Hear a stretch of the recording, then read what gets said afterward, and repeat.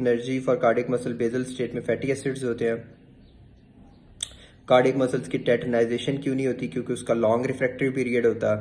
ठीक है, never get tetanise due to long refractory period, remember this very important point.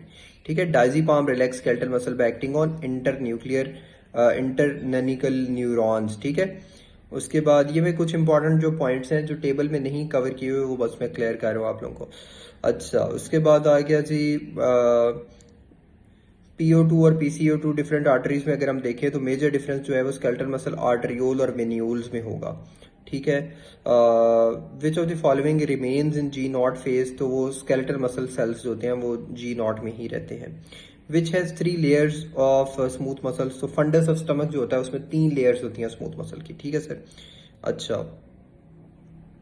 Metabolic response to skeletal muscle in trauma is, जब भी skeletal muscle जो होता है ना उसमें मेटाबॉलिक रिस्पॉन्स क्या होता है, जब भी कोई ट्रॉमा होता है ना तो उसमें बेसिकली स्केलेटल मसल्स क्या करते हैं, वो प्रोटियोलाइसिस को ज़्यादा कर देते हैं। ठीक है, जिसकी वजह से क्या होता है क्रिएटिनिन फॉस्फोकाइनेज जो होता है CPK वो रेज्ड हो जाता है और इस प्रोसेस को कहते हैं रेप्डोमाइलोसिस। ठीक है, रेप्डोमाइलोसिस, CPK रेज्ड हो जाता है। Increase proteolysis basically metabolic response है, very important point this one. ठीक है, और स्केलेटल मसल जो होते हैं वो बोन के साथ अटैच होते हैं टेंडन के थ्रू। अच्छा, पॉइंट नंबर 30 है which of the following is least affected by blood loss, तो least affected by blood loss basically skeletal muscles होते हैं। स्केलेटल मसल्स होते हैं वो least affected by blood loss होते हैं। अच्छा,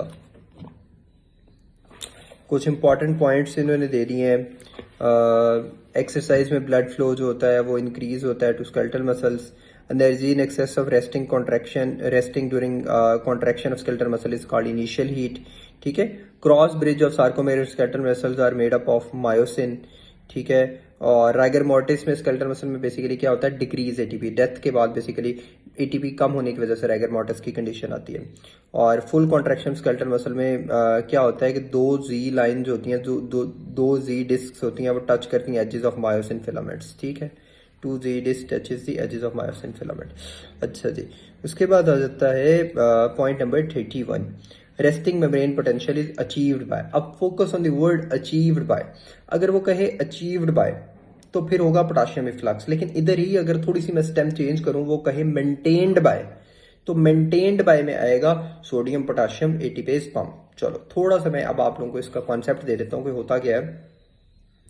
सोडियम का इन्फ्लक्स होता है। ठीक है, सोडियम का इन्फ्लक्स सबसे पहले कि क्या है कि रेस्टिंग मेम्ब्रेन पोटेंशियल है, ये एक रेस्टिंग मेम्ब्रेन पोटेंशियल है। सोडियम का इन्फ्लक्स हुआ, जब सोडियम का इन्फ्लक्स होता है तो उसकी वजह से क्या होगा, डीपोलराइजेशन होगी। ठीक है, सोडियम का इन्फ्लक्स होता गया, फिर डीपोलराइजेशन होती गई। ठीक है, उसके बाद क्या होगा, एक चीज होती है रीपोलराइजेशन। अगर वो पूछे कि रीपोलराइजेशन किसकी वजह से होती है, तो वो पोटाशियम के ई फ्लक्स की वजह से। अच्छा, डीपोलराइजेशन हो रही है सोडियम के इनफ्लक्स की वजह से, रीपोलराइजेशन हो रही है पोटाशियम के ई फ्लक्स की वजह से। अब हाइपरपोलराइजेशन कब होती है? हाइपरपोलराइजेशन बेसिकली क्या है कि after action potential is over, potassium channels remain open, potassium channels जो होते हैं वो खुले रहते हैं। ठीक है, मेम्ब्रेन पोटेंशियल जो होता है वो इक्वल टू इक्विलिब्रियम हो जाता है। ठीक है, और इसको कह देते हैं hyperpolarisation. Plateau of action potential क्या होता है कि जितना पॉजिटिव आ रहा है उतना पॉजिटिव जा रहा है, यानी कैल्शियम इन और पोटाशियम आउट दोनों इक्वल हो जाएं तो वो एक प्लेटू फेज बन जाता है। अब रेस्टिंग मेम्ब्रेन पोटेंशियल जो होता है वो अचीव्ड होता है, मैंने पहले बताया पोटाशियम के इफ्लक्स की वजह से, लेकिन मेंटेन्ड होता है बस सोडियम पोटाशियम पंप। ठीक है, और उसके बाद ऑल और नन पोटेंशियल होता है, ये जो इलेक्ट्रॉनिक पोटेंशियल होता है। ठीक है, उसके बाद आ गया ऑर्गन ऑफ कोटाई में, which of the following is responsible for depolarisation of action potential in organ of Corti, तो ऑर्गन ऑफ कोटाई में जो डीपोलराइजेशन है वो सोडियम नहीं करवा रहा होता, वो पोटाशियम का इन्फ्लक्स हेयर सेल्स में करवा रहा होता है। ठीक है, अच्छा, अब ये तो थी नॉर्मल। अब वो अगर बात करें कि जी ऐसे नोड में फेज 4 डीपोलराइजेशन क्यों हो रही होती है, तो वो इनवर्ट सोडियम करंट की वजह से हो रही होती है। ठीक है, एक्शन पोटेंशियल इज रिड्यूस्ड। अब जो सोडियम लेवल है ना वो बेसिकली लेवल उसकी जो लेवल ऑफ सोडियम है वो एक्शन पोटेंशियल का साइज रिड्यूस करता है। ठीक है, जो उसका ग्राफ बन रहा होता है उसको रिड्यूस करता है। ठीक है, action potential reduced due to hyponatraemia. ठीक है। और अप स्ट्रोक जो होता है वो डिक्रीज होता है due to prolong sodium channels opening, excitation of nerve trunk